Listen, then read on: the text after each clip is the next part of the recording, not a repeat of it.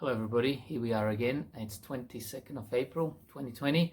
I don't have a full talk track for this video, so whatever the title of the video is will pretty much reflect where I've gone with this. I continue to be short the market. I'm not a trader. I'm not very advanced at all. I've bought those BBOZ and BBUS one's probably a little bit too early, a week too early, but hey, who can time the market perfectly? So those instruments go up when the market goes down. So I'm doing really well this week. I didn't do really well last week. So that's where I'm at the moment. It's very hard not to mention the CV that everyone's talking about. I just watched an interview, Greg Hunter, USAWatchdog.com, with Martin Armstrong, and it was a cracker. Greg Hunter, he's got an interview style, and I suppose, who am I to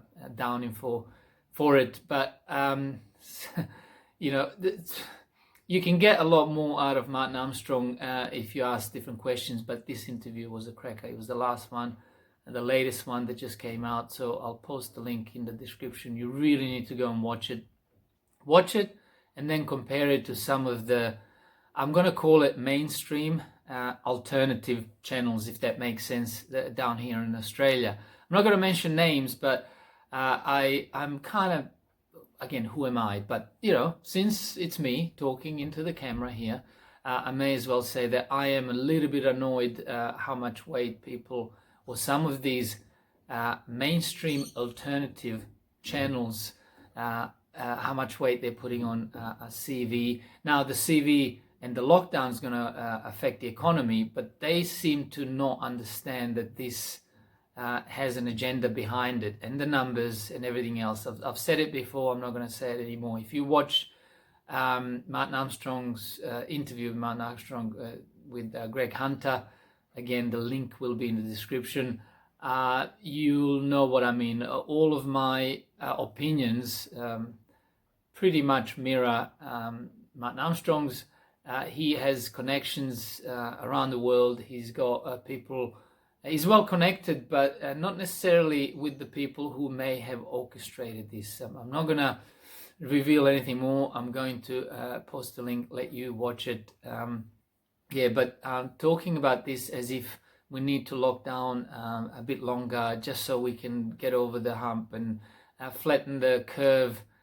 I mean, anyone who understands what I'm talking about, thank you. Anyone else, just educate yourself a little bit more.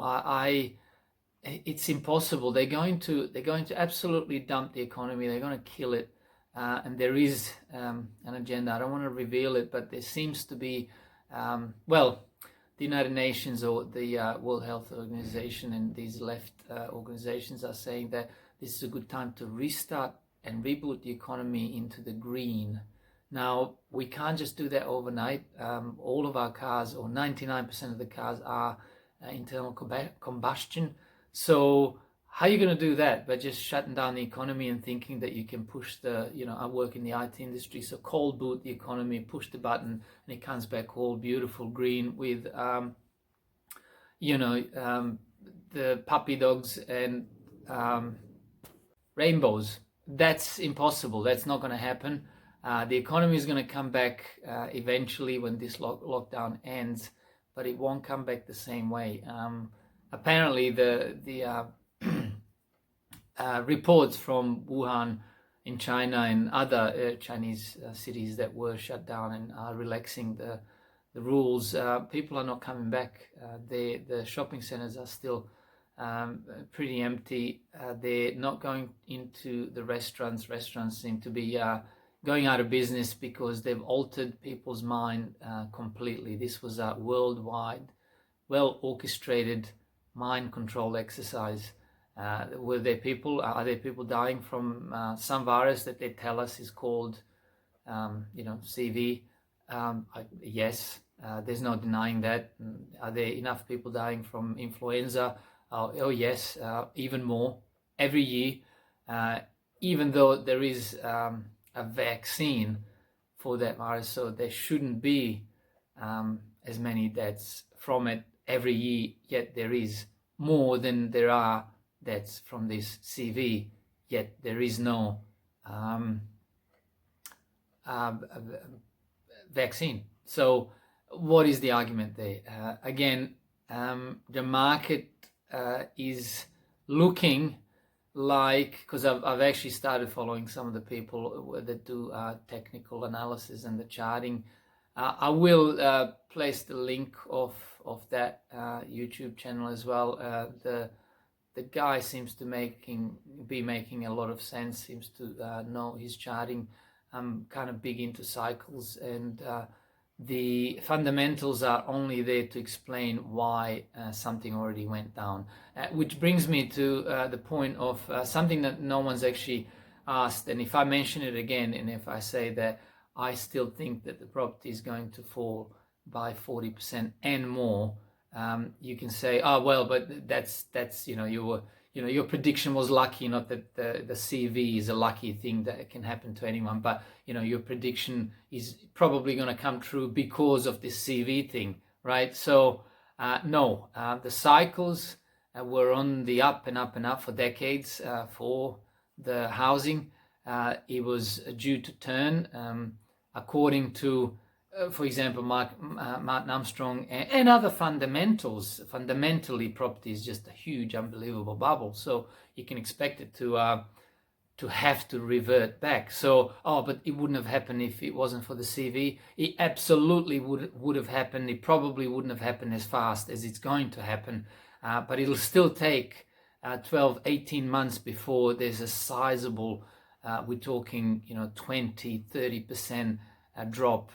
People might not be selling, so this won't be realized. It'll be harder to tell how much the prices have fallen, but they will fall. And once the people can't be holding this bag anymore, meaning that the mortgage, they're just going to have to either default or put it on the market. And again, it'll take 12, 18 months. If you think, oh well, I can't wait that long because I really just need to buy, just rent. If you're ever not going to buy property, this is the time. Again, not financial advice, but if I was starting to have doubts about whether to buy or not, or to advise my family and friends on it, now I got absolutely no doubt. I mean, does anyone, do you really want to get into it? Oh, people will panic and get plow into property again. With what? They haven't got proper jobs. There's no wage increase anyway, even if you have a job. Interest rates can't go any lower. They've thrown everything at the property with all the first homeowner grants and that. It's been stretched absolutely completely, and the debt to GDP, private debt to GDP, and all the ratios are pointing to an absolute peak. So that's an easy one. So 40% or more, that is the property one. Share market's going to pull back for another few weeks into May, and apparently there might be, depends how low it goes. It's probably going to test the lows. So ASX 200, I think it was like 4,400. So I think it's going to go through that, down through that support line. So it's going to crash through the support. So we'll have new lows, and then we'll see these crazy rallies like we just did see the last few weeks. That's the prediction. That's how I'm going to invest, not trade. I'm not very advanced with this.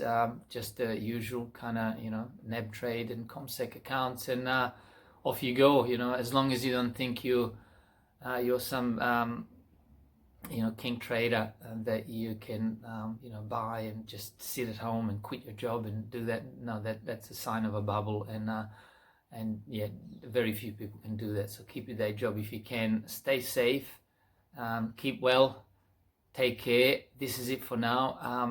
I promise I have to be creating more of these videos. I gotta start looking at some of the mainstream, what they're saying. I think I'm gonna get onto that now, and if I see anything interesting, I'll post it as a new video. Thanks again. Bye for now.